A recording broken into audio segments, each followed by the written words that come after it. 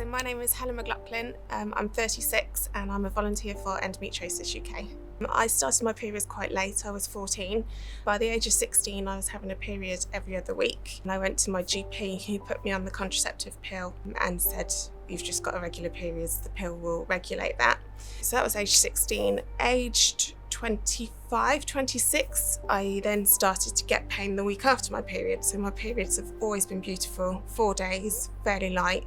And then I started to get pain the week after my period. But the pain then developed to be not just a couple of days after my period, it was then a week, then 2 weeks, and it progressed to be all month round. I struggled to walk. I was in A&E 4 times in a 3-month period. I had severe problems walking. I would burn myself with my hot water bottle. I went to my GP and said, "Look, I've got this scarring on my tummy. Is this endo coming through my skin?" And he said, no, it's where you're burning yourself. That you can clearly see the hot water bottle imprint on your tummy.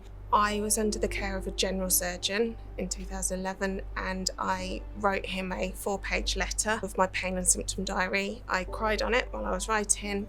I was unable to work. I was on 25 tablets a day. My mental health was incredibly bad. Thank goodness I had a dog that I loved more than myself. And I wrote to the general surgeon and just said, "I think I've got endometriosis. Will you do a diagnostic laparoscopy?" And he woke me up from the surgery and said, "Didn't find any adhesions, but I did find endometriosis."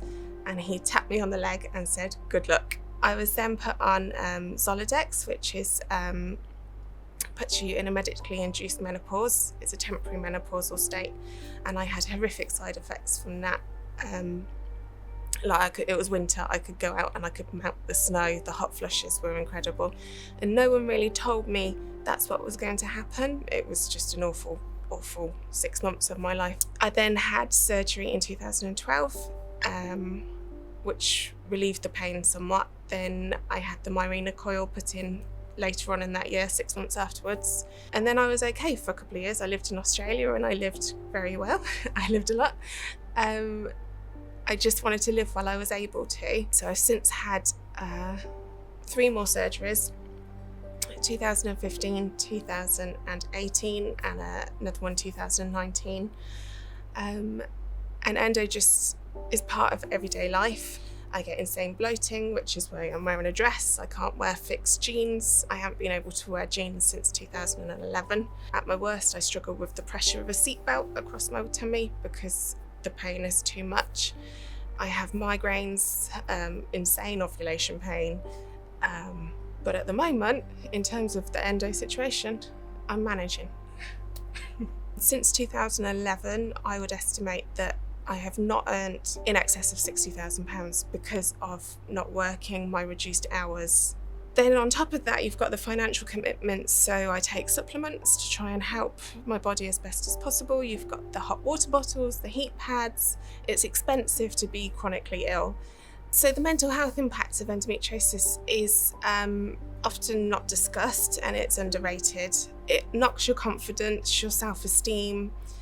So I'm a qualified accountant, but it's took me a lot more time to get qualified because I would sit 1 exam per exam period, whereas other people take 3 exams at once.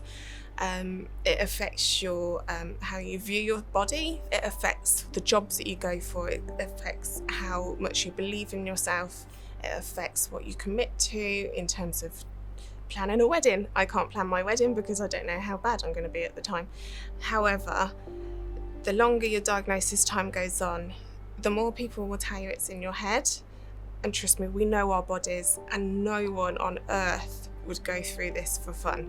I was at a research conference 2 weeks ago and a GP spoke and she was saying how they feel a bit helpless, to be honest, because endometriosis doesn't necessarily show on scans, so they can order an ultrasound, but that's a process to rule out polycystic ovaries, fibroids, etc. So GPs, I desperately feel for them because I believe no one goes to work and wants to do a bad job, but I feel that GPs need a lot more support and training and information, and we all need to hook up a bit more to support them to be able to support us. COVID-19 has proved to us that if you put enough money and resources into a problem, that it can be effectively managed. And endometriosis and polycystic ovaries, the medical experts are begging for cash and resources. They are absolutely desperate. They've got all the will in the world. It's so important that it becomes a political issue, because it just is. Like, you cannot ignore something that affects half the population.